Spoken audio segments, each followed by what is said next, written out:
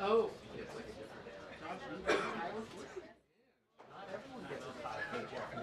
Great 2024.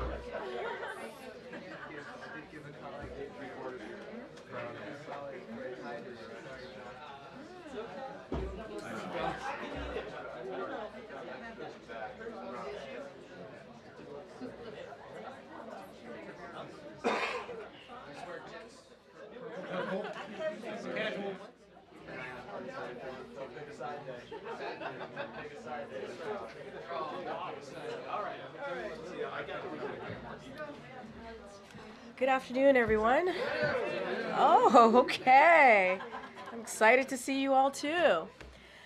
Okay, so today, President Biden met with President-elect Trump for approximately 2 hours in the Oval Office. White House Chief of Staff Jeff Zients and incoming Chief of Staff Susie Wiles joined the meeting. It was a substantive meeting, an exchange of views. They discussed important national security and domestic policy issues facing the nation and the world. President Biden also raised important items on Congress's to-do list for the lame duck session, including funding the government and providing the disaster supplemental funding the president requested. Finally, the president reiterated what he said to the president-elect the day after the election and to the American people in a Rose Garden just last week. We will have an orderly transition and a peaceful transition of power. With that, as you can see, I have the National Security Advisor with me, Jake Sullivan, who is going to preview APEC in Peru and also G20 in Brazil. The president is going to be leaving tomorrow, as you all know. And Jake, the floor is yours. Thanks, Karine, and hi, everybody. I'm going to make some brief comments about the president's trip that he leaves on tomorrow, answer a few questions because I know the issue you are most interested in is hearing from Karine about the meeting. So I will not dally too long up here, but I think it is important to lay out the president's trip here over the next several days. Tomorrow he travels to South America. His first stop will be Peru for the APEC summit, the Asia Pacific Economic Cooperation Summit. And then he'll go on to Brazil for the first ever presidential trip to the Amazon, and then to the G20 summit in Rio de Janeiro.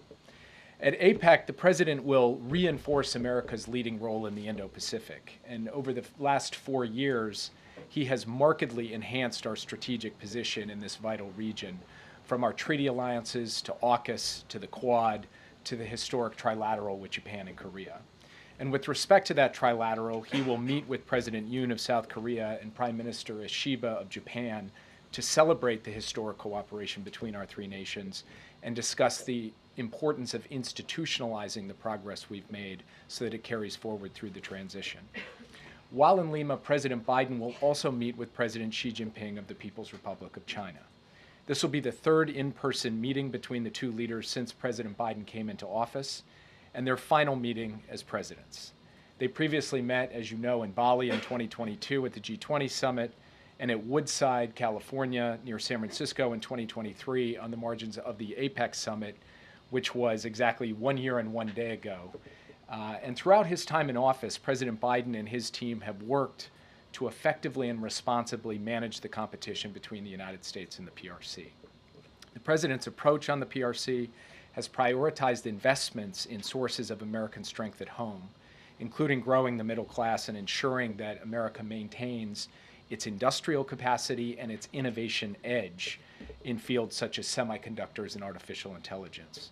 He has strengthened our alliances around the world, and especially in the Indo-Pacific. He has boosted American deterrence, and he's ensured that America remains the partner of choice for countries both in the region and across the world. The president has also taken common sense measures to advance our national security and protect our most sensitive technologies to prevent them from being exploited or used against us by the PRC, including through significant new export control measures. At the same time, the president has demonstrated that the U.S. and the PRC can manage our differences and prevent competition from veering into conflict or confrontation. And he's done that by ensuring the maintenance of open lines of communication at the leader level, at the military to military level, and at every level of our respective governments. And we've also worked to advance cooperation where our interests align, including on counter-narcotics and climate change, which is what the people of our two countries expect and what the world expects. And this meeting between President Biden and President Xi will be an opportunity to ensure a smooth transition and also to continue to keep those channels of communication open, including those especially critical military-to-military channels of communication. Of course, in Lima, President Biden will also meet President Boluarte of Peru to mark the strength and durability of our bilateral relationship with Peru. After that, the President will travel to Brazil, and he'll start with a historic stop in the Amazon to underscore his personal commitment and America's continuing commitment at all levels of government and across our private sector and civil society to combat climate change at home and abroad. And this has been obviously one of the defining causes of President Biden's presidency. While in Manaus, in the Amazon, President Biden will visit the rainforest, engage with local leaders who are working to preserve and protect this critical ecosystem. And as I noted, this will be the first ever visit of a sitting U.S. president to the Amazon. President Biden will then travel to Rio de Janeiro to participate in his fourth and final G20 Leaders Summit. High on the agenda there will be issues associated with debt sustainability for low and middle income countries, mobilizing finance for infrastructure, physical, digital, energy infrastructure around the world, and also dealing, obviously, with the major geopolitical issues of the day, from Ukraine to the Middle East. As you all know, the G20 is a unique forum. It includes both our closest allies and partners, as well as our adversaries. And pulling this group together around shared challenges is never easy, but we do expect to make some progress, particularly around debt and finance during our time in Rio. The President, of course, will also meet with President Lula of Brazil. The two leaders have really built a strong, productive relationship over the last 4 years, and they're looking forward to have their final meeting together as presidents as well. So we've got a busy week ahead of us, and with that, as I said, I'll take a few questions and then turn it back over to Karine. Yeah. Thanks again for doing this, Jake. In the run-up to the election, President Biden warned that allies were worried about America's commitment to the world. What's his message to those allies after this election? Well, he's going to have the same message that he's had for 4 years as president, which is that he believes that America's allies are vital to America's national security. They make us stronger. They multiply our capability. They take a burden off of our shoulders. They contribute to our common causes, including the cause of standing up for freedom and territorial integrity in Ukraine. And as I noted in my opening comments, when he goes to this Asia-Pacific summit in Peru, he'll go with our alliances in the Indo-Pacific at a literal all-time high. Japan, Korea, Australia, the Philippines, a really remarkable record over 4 years, and that's what he's going to hand off to President Trump. And he is going to be making the case to our allies and, frankly, to our adversaries that America's standing with its alliances, investing in its alliances, and then asking its allies to step up and do their part, which they have done these past 4 years, is central to American strength and capacity in the world. That will be his message. It's a message of principle. It's a message of practicality, and it's been one of the causes of President Biden's life. Yeah. Karine said national security obviously came up in the meeting today. You've suggested that the president would make the case to the president-elect not to walk away from Ukraine. Was that message conveyed? How was it received? Well, I'll let Karine speak to what happened in the meeting. I will only note that President Biden reinforced his view that the United States standing with Ukraine on an ongoing basis is in our national security interest. And it's in our national security interest because a strong Europe, a stable Europe, standing up to aggressors and dictators and pushing back against their aggression is vital to ensuring that we don't end up getting dragged directly into a war, which has happened obviously twice in the 20th century on the European continent. So the president has made this case. He'll continue to make this case both privately and publicly, and he will make the case that our investment in Ukraine, the funds that the Congress has appropriated, these aren't just dollars that we're picking up and shipping over to another country. They're dollars we're investing here in the United States in American jobs, producing American weapons that we send to Ukraine, and American weapons that we are building to expand our own industrial base and our own military capacity to deter other adversaries all around the world. So he laid this out. He will continue to make this case as we go forward, and as we go through this transition, it will be our responsibility as the national security team to lay out for the incoming team both what we see and, in terms of the current situation, and how we believe that the United States of America, through this transition and beyond, can put Ukraine in the strongest possible position on the battlefield so that it's in the strongest possible position at the negotiating table for an ultimate deal. Yeah. The families of the American hostages who are held in Gaza are going to meet with President Biden today. We've heard from the families that they would like to see the Biden administration and the incoming Trump administration work together to try to secure the release of these hostages. Do you see any room for cooperation or coordination between your team, the president's team, and Trump's team to try to get a deal before Biden leaves office? I met with the hostages myself yesterday, and as you noted, President Biden will meet with the families of the hostages yesterday, and President Biden will meet with them very shortly. And they asked me this question, and I was very simple and emphatic with them. Yes, of course we're prepared to work with the incoming team in common cause on a bipartisan basis to do everything in our collective American power to secure the release of the hostages, both living and deceased. So we are open to have that engagement, have that collaboration, and we will continue to work in every remaining day that President Biden has in office, that we have in these jobs, to try to bring those hostages home to their loved ones. Just to clarify real quick though, there's been no discussion yet with the Trump team about doing that?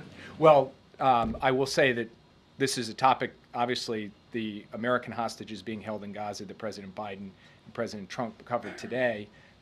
But we have not had the opportunity to engage with the incoming team yet. I'm only expressing, standing here today, as I did to the hostage families yesterday, we are very much willing to do so. And we've sent a signal to the incoming team that we're prepared to work with them on this issue, as with every other issue, because President Biden's cardinal direction to us is ensure a smooth and orderly transition. On that, are you finding the Israelis as responsive to Biden administration inquiries or requests, given that we know the Prime Minister is in pretty frequent touch with the President-elect?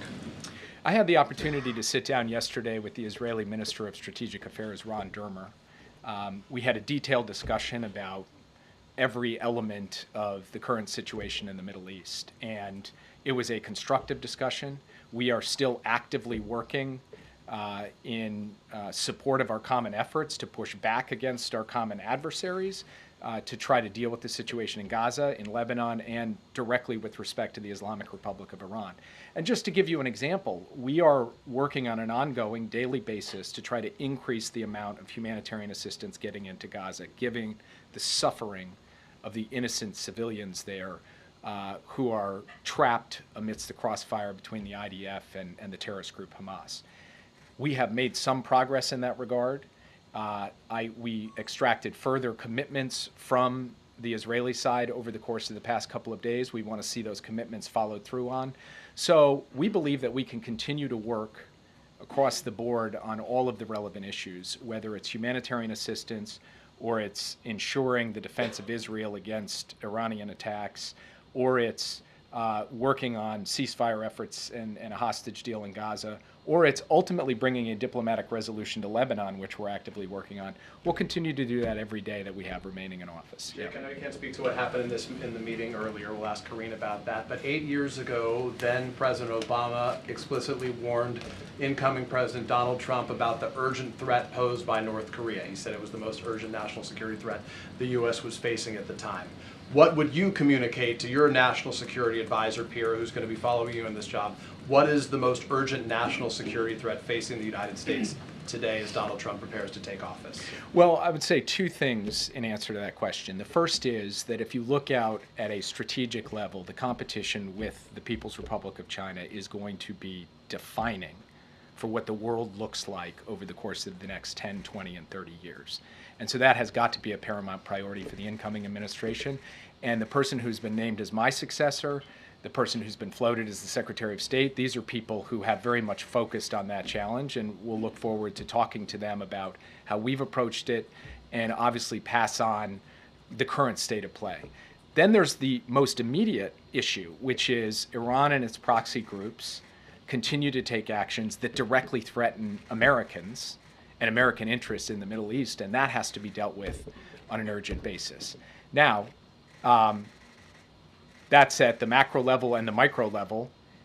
In between those two, you have an ongoing war of aggression by Russia against Ukraine, representing a larger threat to European security and therefore global security, and you've got North Korea coming behind to provide troops in that war. So these are all issues for which we have clear approaches, working in coordination with allies and partners, and we're going to try to ensure that we pass off each of these areas to the next team in a way that is as smooth as possible. Last time he was, just to follow up quickly, last time in that same meeting, Obama told Trump that he had real concerns about the hiring of a national security advisor, Mike Flynn. Donald Trump ultimately hired Mike Flynn. Do you have any concerns about the names that you have heard mentioned so far and announced so far by Donald Trump to serve in his administration in a national security role? I know some of them. I've engaged with some of them, and people like, for example, Congressman Waltz, who's been named to be my replacement. He's somebody that I have engaged with in the past. I respect his service to this country in uniform. He's put his life on the line. I respect his service in Congress. He and I obviously don't see eye to eye on every issue, but I am very much looking forward to engaging him over these next 60 days, as I said, so that we can have this smooth handoff. There are other people that he's named who I just don't know, I haven't met, and therefore can't comment on. Yeah. So you talk about wanting to engage, wanting to smooth this transition. Why hasn't it happened yet? Is there is the signing of the MOUs an actual issue that is preventing you from coordinating with the incoming Trump team? So I'll defer to Karine to kind of go into the nitty-gritty. What I'll say at a broad level, though, is the MOU creates the opening for the landing teams to arrive at the agencies, to include the NSC. But that doesn't mean that we can't reach out and get, and express our willingness to engage with our counterparts, our incoming counterparts. We've done that, and so I expect that in a matter of days here, we should be able to have some engagement. Of course, that depends on whether the incoming team wants to engage, and that will be up to them. But for our part, we are more than willing to do what is our responsibility as directed by the President and, frankly, as dictated by the Constitution, which is to ensure the peaceful transition of power. I have a China-related question as well. The Biden administration largely left in place the Trump-era tariffs on China. The policy towards China hasn't been wildly divergent. Do you see the potential for bipartisan agreement on the relationship with China in the next administration or going forward? I think for us to succeed in the long-term competition with the PRC, it will require a bipartisan foundation.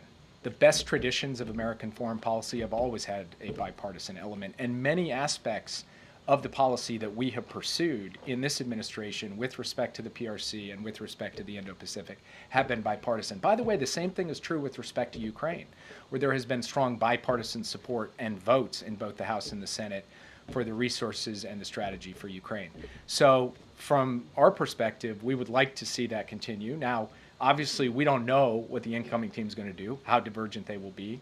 Those will be decisions they take, not for me to comment on. All I can say is that when it comes to investing in our alliances, the sources of strength at home, the protections of our advanced technologies, these are things we're going to advocate continue because we think that they are not political issues, they're American issues that can serve all of the people of this country. Yeah. Will the president raise this alleged hack by a Chinese hacking group when he meets with President Xi? And are you planning any kind of consequences for that hack? It is a significant issue.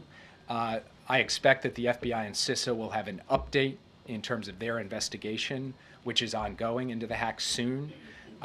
We here at the White House have stood up at the NSC, what's called a UCG, a Unified Coordinating Group, in order to coordinate the entire U.S. government to be able to deal with this hack, which is a hack of private telecommunications providers, but private telecommunications providers that provide services to U.S. government personnel, among others. So you will hear from the FBI and CISA on that. I do expect this will come up in the meeting in Peru. And I'm not going to speak to consequences from this podium. I will only say that we have made clear over time that we will respond when we see actions taken in terms of cyber attacks, cyber espionage, cyber intrusions. That has been a feature of our policy to date. It will remain a feature of our policy going forward. I'll take just a couple more and then let Karine take over. Go ahead. Thanks, Jake. Can you give us a sense of what else President Biden said to President Trump about Russia in their meeting? And also, with regard to China, will he pass on any tips or a color from his meeting with President Trump to President Xi when they meet? And what will his message be to President Xi? I've already mildly violated the not reading out the meeting proviso, so I will pass that off to Karine. Mild violations. But with respect to his meeting with President Xi, I don't expect him to pass messages. Obviously, President Trump, when he comes into office, will have his opportunity to engage directly with President Xi. But I will observe that transitions are uniquely consequential moments in geopolitics. They're a time when competitors and adversaries can see possibly opportunity because you have this change in government here.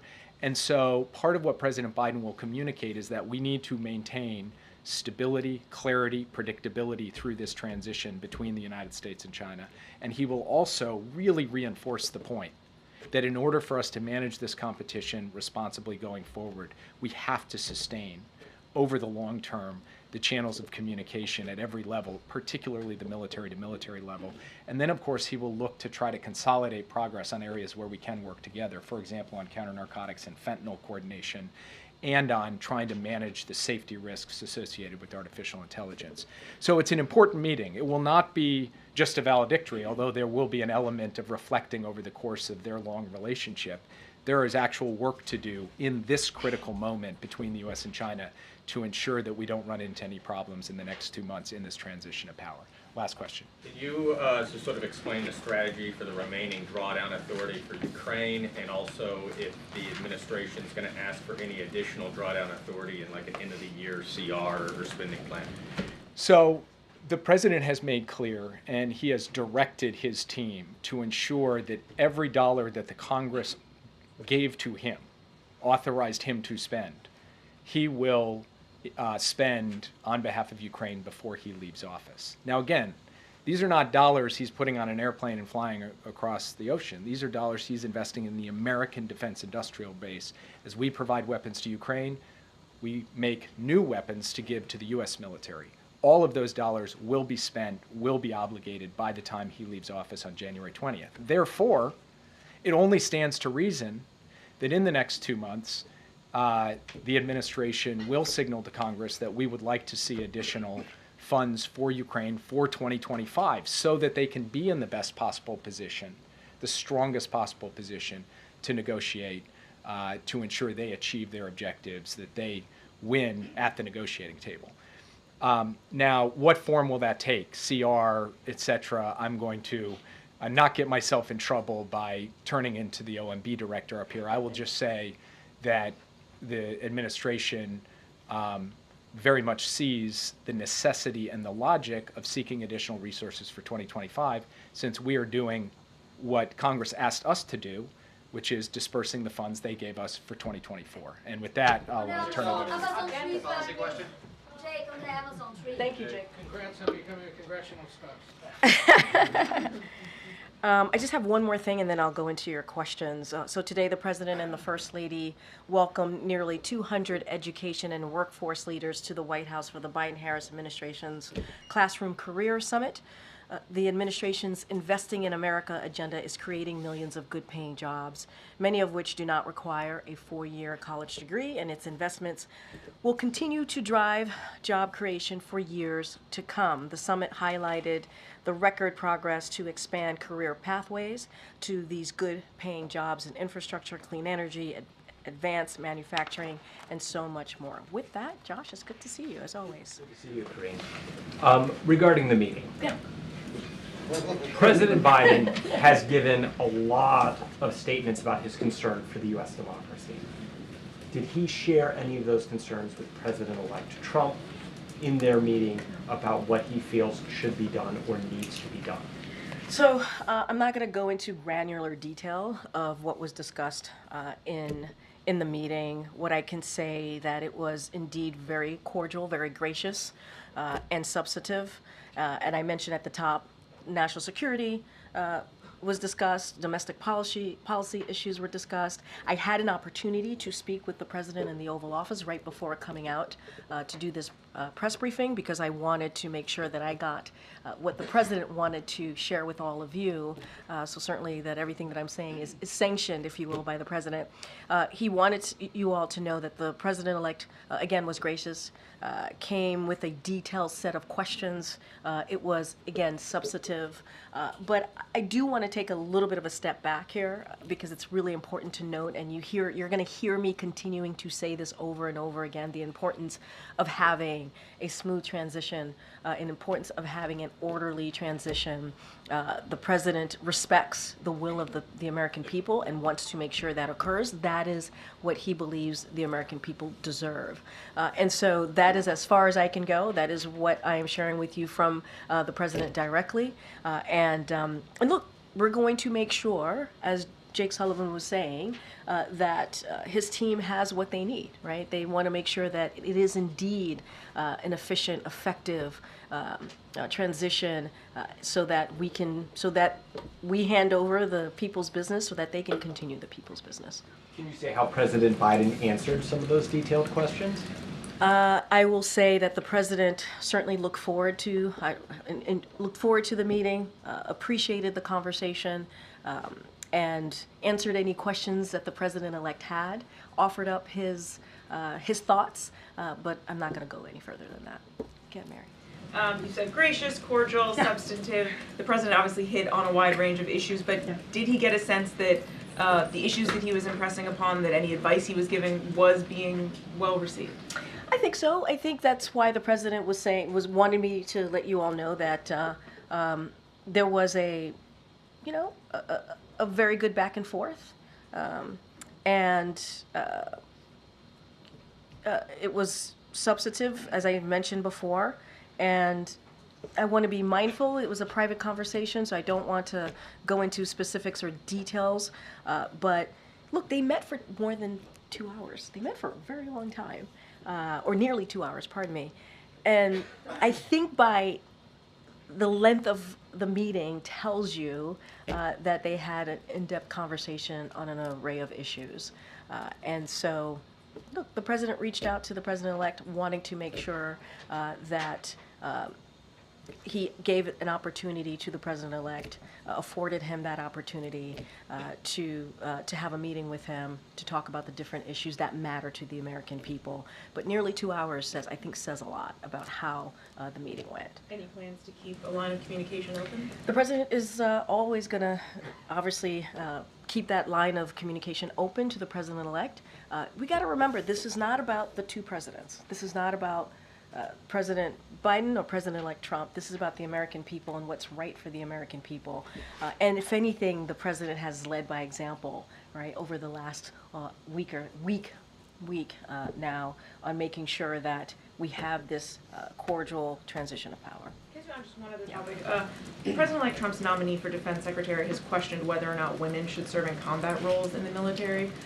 Wondering what the administration makes of that. Is there any concern about women's ability to serve in certain roles going forward? I think we've made ourselves really clear. I'm not going to speak to this pick. That's not the president's going. The president-elect is going to lay out his certainly his personnel and who he wants to fill these cabinet positions, who he wants to be in the White House with him, and we will give them the space to do that. But I think we've been very clear about how we see the importance of gender equality, the importance of women in the workforce. I think we have been an administration that has led on that issue, and certainly we do not agree with those views, but that is for obviously the president-elect to speak to his picks, and I'm going to let them do that. Okay, John. You said the president-elect came with a detailed list of questions. That's surprising to me. What was on his list? I'm not going to go into details of what was on the list. I shared that, and the president wanted you all to know that because we want to be very clear. It was actually a substantive meeting, nearly 2 hours. There was a lot discussed. There was a lot of back and forth. And I'm not going to go into specifics. I think if the president-elect wants to share his set of questions to President Biden, he certainly can and will if he chooses. But wanted to give you as much information as I could without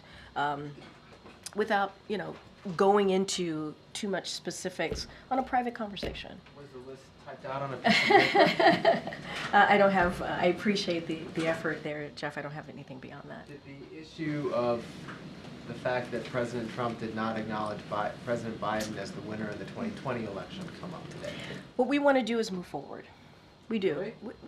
No, seriously, what we want to do is move forward. We respect the will of the people. There was an election, as you know, last week, and the American people spoke. And so the president is going to make sure that he puts the American people first. He's going to make sure that we move forward in this process, in this transition process, in a way that is respectful to the American people and to lead by example. And so that's our focus. That's what we want to do. I think the president has shown that in the past week of that leadership. And so that's what you're going to hear. That's what we're going to continue to do in the 68 days that we have left in this administration. I understand that. I guess that just seems like a piece of unfinished business between them. Did it come up at all? Look, that is something certainly that I would leave for the president-elect to speak to. What I can speak to is this president wanting to focus on the American people, wanting to focus on issues that matter, domestic policy issues, national security issues that are critical and important in how we move forward as a country. That's what the president wanted to focus on. Again, it was gracious, it was substantive, and I think that's what's important. And what we are showing the American people is how you do this. How do you have a peaceful transition of power, how it looks, and leading by example. And that is quintessential Joe Biden, I believe. Go ahead. Yeah, thanks, Karine. I'm just trying to understand, I mean, besides demonstrating Yep. a peaceful transfer of power, what was the big message that President Biden was trying to convey to incoming President Trump? I think just that, and the American people. You know, you all had, those who were able to be in the room, got to see the two presidents sitting side by side, shaking hands. You heard what the president-elect talked about politics being tough, and understanding what that looks like. We get that as well, you know. And I'll go back to what we said last week. Did the elections turn out the way we wanted? Absolutely not. Are we disappointed? Yes, we're disappointed. But again, there was an election, the American people decided, and what the president wants to focus on is what it looks like. What it looks like to move forward, to put the country first, to put the American people first, and move forward in a respectful way. And I think that was also the message that you saw from this president today. And then does the White House have any reaction to this Department of Government Efficiency that Trump announced yesterday? He's brought on Elon Musk and Vivek Ramaswamy to lead. Says the group is being tasked to find ways to cut government spending, waste regulations. Does the White House have any concerns about this effort, or do you think maybe it's a good idea to look at these things? No comment. I'm not going to comment. Okay. You talked about ensuring that the next administration has all the resources they need for this transition, but one thing that needs to happen in order for the Trump transition to have access to agencies and such are these signings of the memorandums of understanding with both the GSA and the White House, including an ethics plan. Did that come up in any way in the conversation today, even if it was just between Jeff Zients and Susie Wiles? And I was just going to say that, as you know, Jeff Zients, the Chief of Staff, had an opportunity to speak with the incoming Chief of Staff. I have not spoken to Jeff on if that issue came up, but Jeff has been leading this effort of making sure that we have that smooth transition of power. We are ready. We are ready to go. And I've also mentioned that the co-chairs of the Trump transition have said that they are in public have said that they are going to sign the MOUs. So I'm going to have to leave it to them. We're ready. And Jake, I think, put it really well when he said it doesn't mean that we can't still have conversations. It doesn't mean we can't engage with our counterparts or those who have been picked by the president-elect to come into this administration. Certainly, we are open to that and want that to happen. But I would have to, refer you to the Trump transition, they have said they would sign those MOUs. And back in 2000, then Vice President Al Gore actually hosted George W. Bush a few days after he had conceded the election. When Bush came to meet with Clinton, he then went on to meet with Gore. Did Vice President Harris stop by the meeting at all today, and does she intend to host Vice? So I can say the Vice President did not attend the meeting between the two presidents this morning. I would have to refer you to her team on how she wishes to move forward and her part in all of this. But you also heard from her last week when she talked about the importance as well of having a peaceful transition of power. So leave that to her to answer. Go ahead. Just to work out a few of the details. So it was Yeah. the four of them in that room, the president, Yes. the president-elect, Yes. chief of staff, the chief staff designate. Yes, sir. Were the two presidents ever left alone in the room? I don't have anything beyond what I shared. What I can say is it happened for approximately 2 hours, and it included the current chief of staff, the incoming chief of staff, and obviously the two presidents.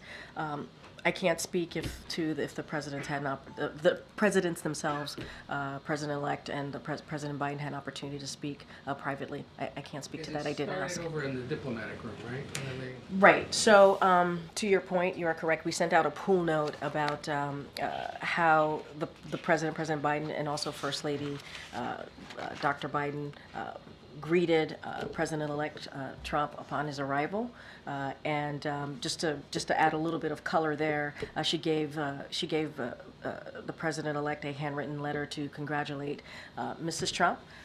And so also express their readiness to be involved and engaged with her team, Mrs. Trump's team.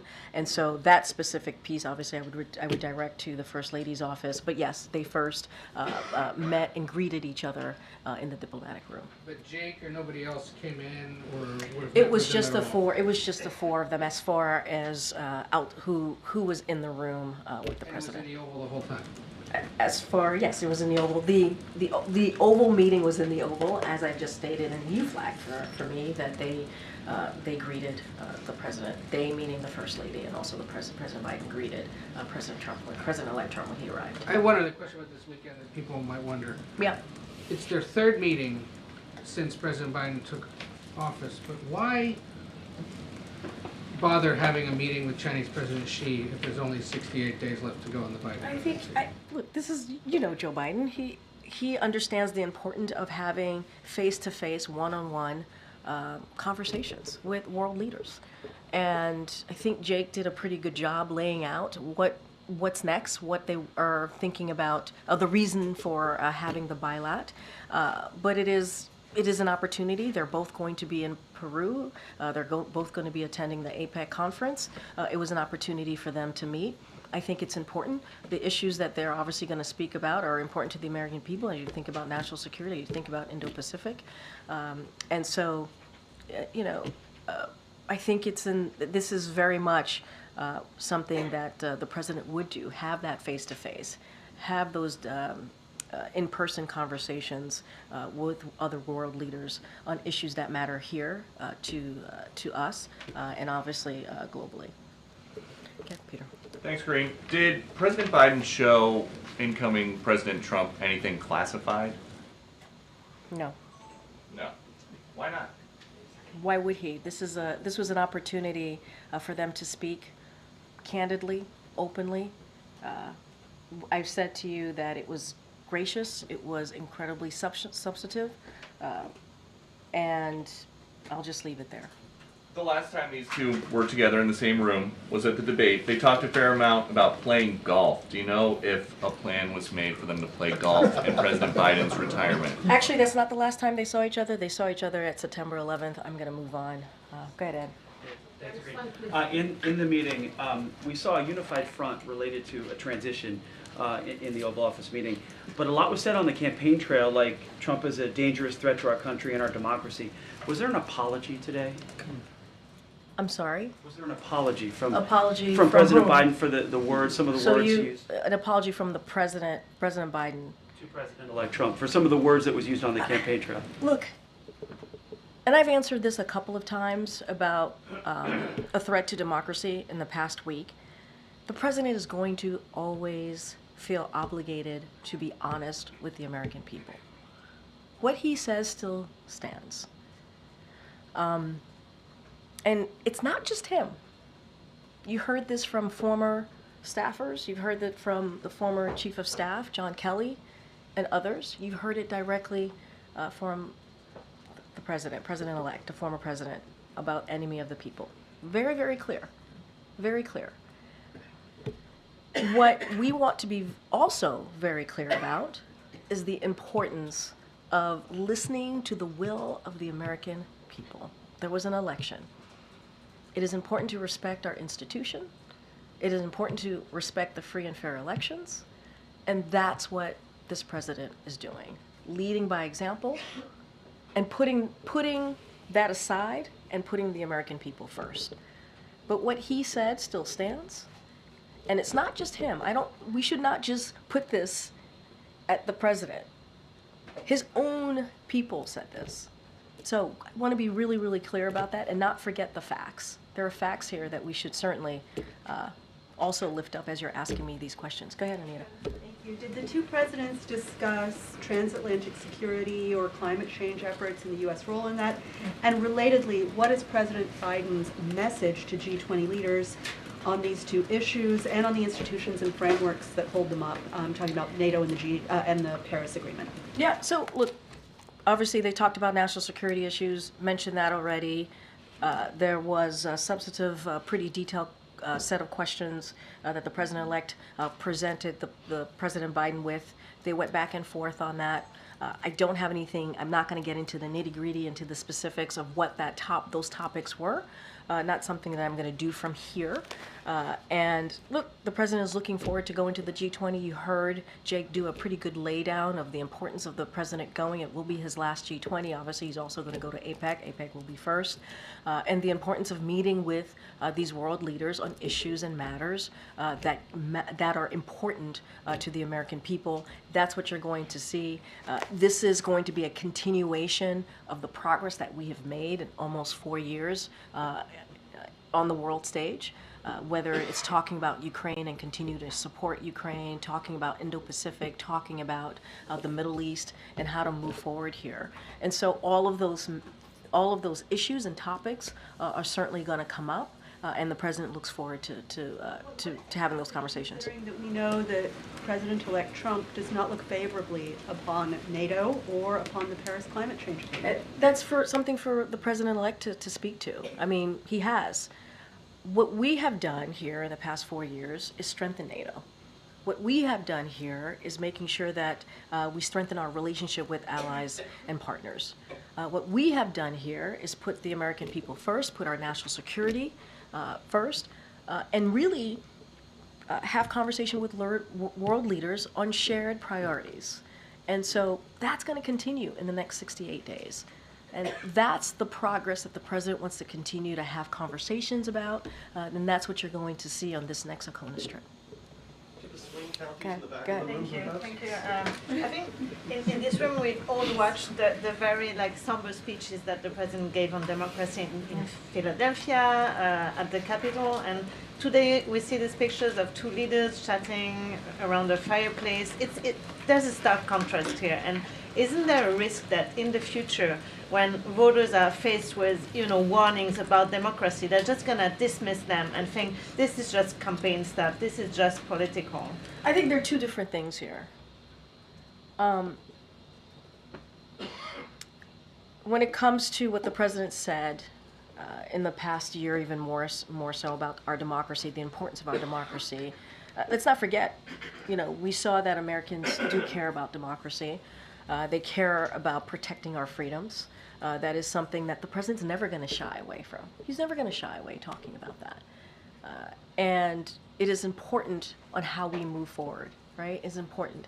But what we're seeing right now is also a democratic principle, right? When we're talking about transition of power, it is about our democratic principle as well. It is about continuing that transfer of power. It is about continuing that democracy. I know I said these are two different things, but are also connected as well. And so for him to do that, for him to invite the president-elect and to have important conversations on issues that matter to the American people is actually part of what democracy looks like. And the president is never going to shy away from that. And again, were the elections what we had hoped? Absolutely not. We're not hiding that. We've been very clear about that.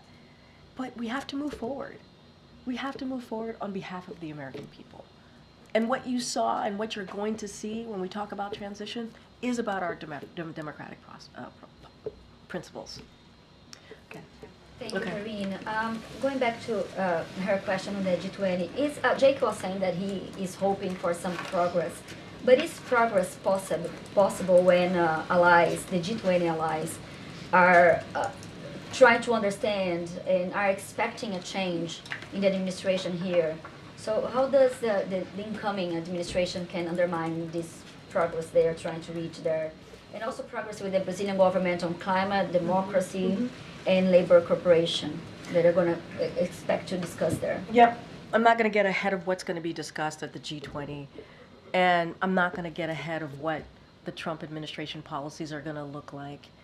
That is certainly something for them to address, and how they move forward on domestic policies, national security policies, and they will do just that.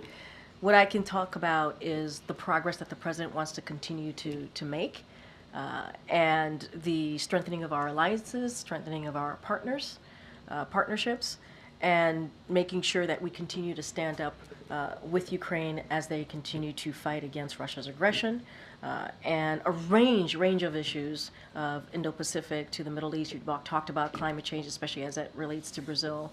So those issues are going to be discussed. We've made progress on all of those policies that we're going back and forth on. I'm just not going to speak to private conversations that are going to happen, what's going to be discussed, and just speak to what we can do, what we're looking to do, and why it's important. This ACONUS that the president's going to go on is going to be a continuation of what he has been able to do for almost 4 years now. And what does Trump victory mean to the world? You know, what I can say, and I'm going to sound like a broken record, what the president is going to do is continuing to make sure that we follow the election results, the will of the people, majority of Americans decided.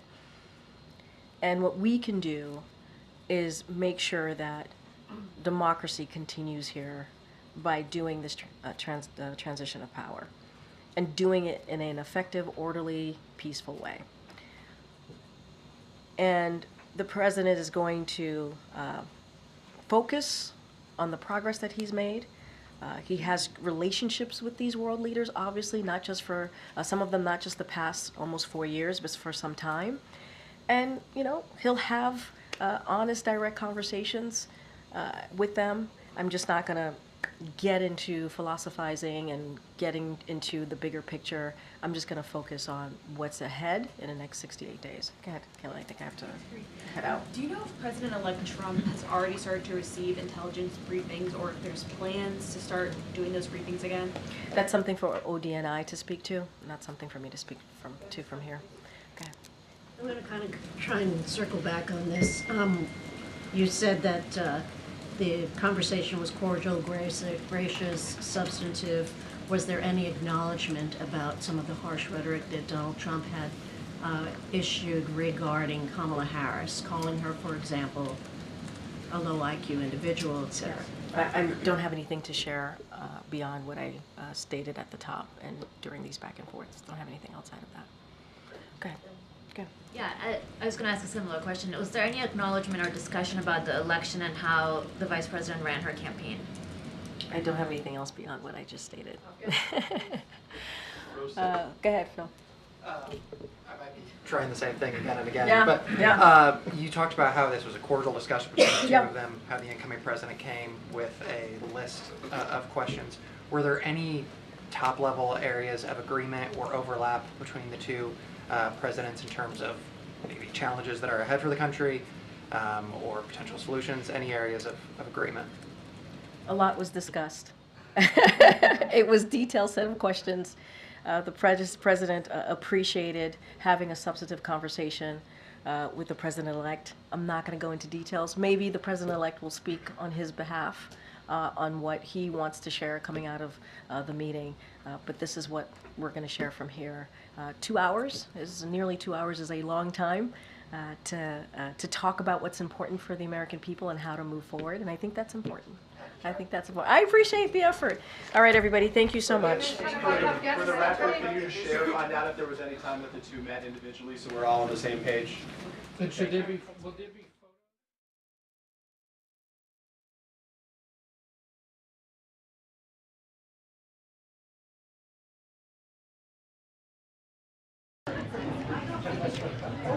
Oh, wow.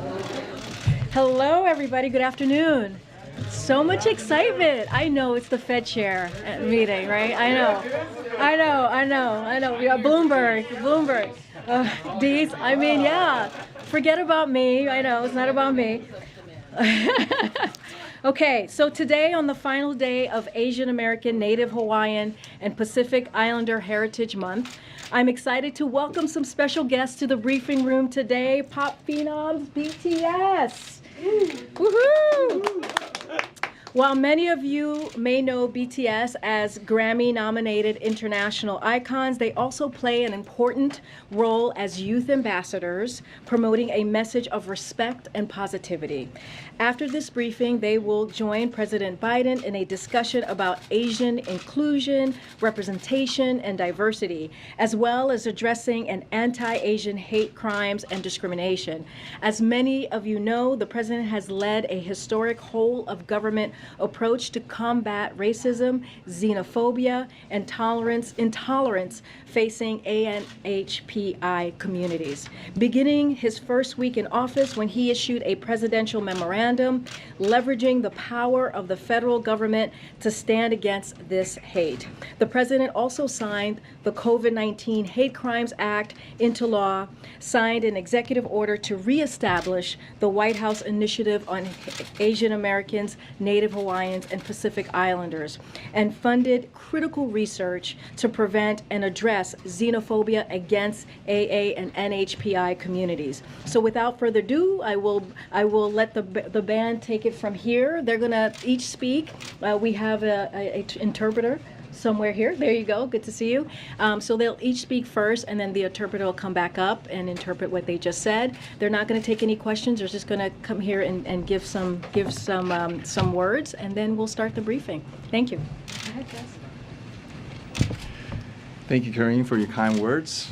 And hi, we're BTS, and it is a great honor to be invited to the White House today to discuss the important issues of anti-Asian hate crimes, Asian inclusion, and diversity.